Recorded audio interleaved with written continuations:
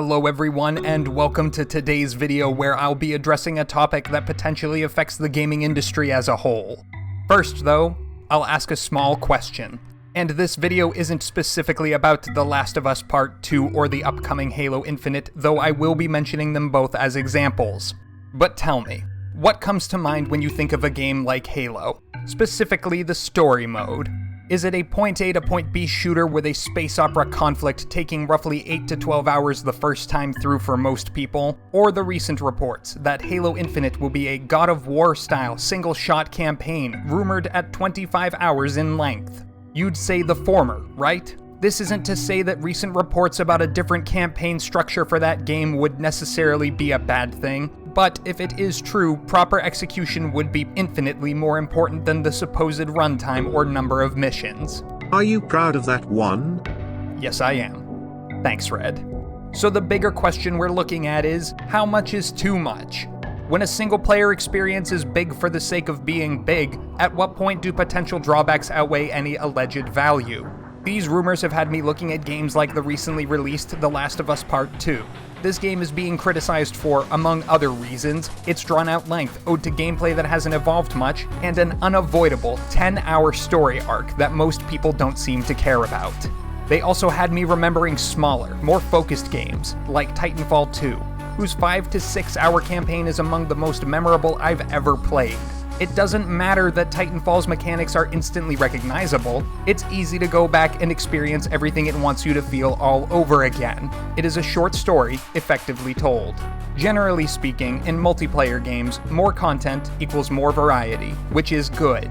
But, in single-player games, more fitting or properly executed content is good, but content that isn't justified with a meaningful story or rewarding gameplay is bad. For linear games, this is called padding out the runtime, and the gaming industry might be suffering from a flawed perception that more content always equals better value. When we look at massive open-world single-player games like Assassin's Creed or Skyrim, their extended runtimes can be attributed to the amount of gameplay options and diversity in their progression. It would take thousands of hours for someone to see and do all there is in every Assassin's Creed game, but because these games are given intrigue through expansive worlds which can be interacted with at will, the scope is appropriate. Any modern open-world game must have tangible variety and options baked in to keep things feeling fresh. Linear games do not share all of these attributes. You must make the player believe they are getting to the point and then hit consistent, memorable high notes to justify the runtime. Once players discover plot holes or excessive amounts of unavoidable material,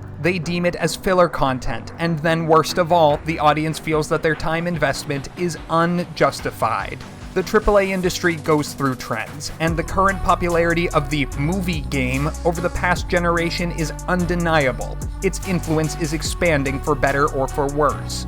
But it shouldn't solely define what storytelling in video games is. God of War made this stylistic jump successfully, but it was well received as an effective and fitting reboot for a series that may have initially come from limited roots. It does not mean that every major franchise needs to follow this example for the sake of changing up their established gameplay if said gameplay still has room for advancement or refinement.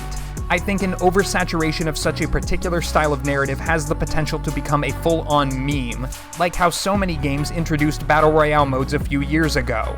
I mean, just imagine if the next 3D Super Mario game were a heavily scripted, over-the-shoulder, third-person action game. It might sound nifty to some people at first, but in no way would it represent what gamers expect from that franchise. This idea of the movie game undoubtedly has its place within the industry, but games showcasing this style of highly cinematic reductionist gameplay have now proven to require a drastically long development time. Again, take The Last of Us 2 as an example, a game that was in production for at least 6 years.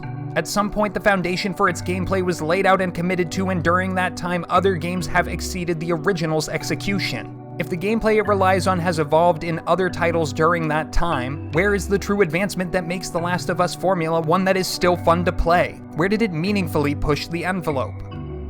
There's also no denying that Red Dead Redemption 2 had many strengths and crafted one of the most fully realized, immersive worlds video games have ever seen. But I struggled to carry on after the halfway mark due to shooting mechanics which felt stuck in an earlier era of games that had been outgrown. On that note, Red Dead Redemption 2 was in production for roughly 7 years. Halo 5 came out at a point when first-person shooter games were exploring new methods of movement controls. Its thruster pack system was just dropped in, and veterans had to accept it. It doesn't feel bad to play, but we've now seen some prominent games move away from these player movement experiments, proving that simple mechanics done well can be every bit as exciting. So, somehow, Halo 5 feels dated after just 5 years, and yet 5 years also feels like an eternity between one flawed installment and one that might be worth being hopeful for. Many fans feel like Halo 5 abandoned, maybe even disrespected what they knew and loved about this series and demanded change for the future. The reality here is that Halo games used to be known for setting trends, while 343 is becoming infamous for chasing trends. When 343 Industries was making Halo Infinite, fans would like to believe that the developers were making changes based on backlash. Looking at Infinite's apparent commitment to a classic trilogy-inspired art style, it's clear that there were moments when they had been indeed paying attention. But think about it. Is a corporate product more likely to radically change because of community feedback and criticisms, or because there's a different approach that might revamp, reinterest, and expand the audience? I might be alone on this one, but a God of War-style campaign? A 25-hour runtime? If well executed, this could be a massively positive and defining shift for that series. If improperly executed, which many longtime fans would tell you was the case with Halos 4 and 5, the backlash would be owed to a product whose gameplay lacks longevity and feels like it has filler content cooked into it. I say all of this because cashing in on trends does not lend itself to creativity. Right now, strong single-player games are viewed as having a long campaign, an engaging story, and rewarding combat and/or progression. You have those three things, you have a potential hit. But something that takes 5, 6, maybe 7 years to make. If the game comes out, feels lost in time, or does otherwise hit backlash, the question could always be, what was that wait for? Was it worth it?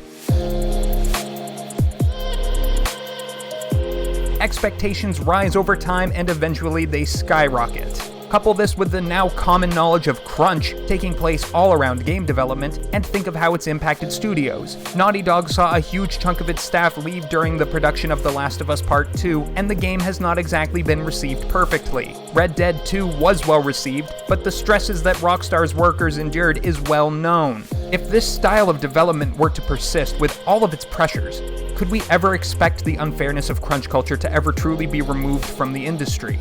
Successes like Doom Eternal subvert these fears even with longer campaigns, because its gameplay offers options and evolves while also sticking to a true-to-form presentation. Games that succeed here don't always have to try redefining what made their successors, well, successful. Now, I have never played The Last of Us, but If you've never played it, what's the point of talking about it? I am an optimistic gamer, heartbroken by the reception around a game like The Last of Us Part 2. But also understanding of why people despise the writing, are tired of the gameplay, and generally disapprove of the creative process around that game. And I wholeheartedly hope that Infinite in particular is a home run, a new classic for Halo, a rewarding game to play, all of that. But I can specifically remember the Bungie Halo era, when it was enough to have just a few years between games in any series, so long as the product was on brand and the quality represented an acceptable advancement of whatever formula you personally loved over the years. Long development times for games can mean great, ingenious things are happening for a series you know and love. But they can easily lead and have already led to a game feeling overproduced, overblown, and unfulfilling as a whole. You may technically get more for your money, sure, but you aren't necessarily receiving a better product just because something is 20 or 30 hours long. The runtime has to justify its existence. The wait has to be worth our patience, from story to visuals to gameplay. And if it isn't, that means you aren't really getting any more peace of mind.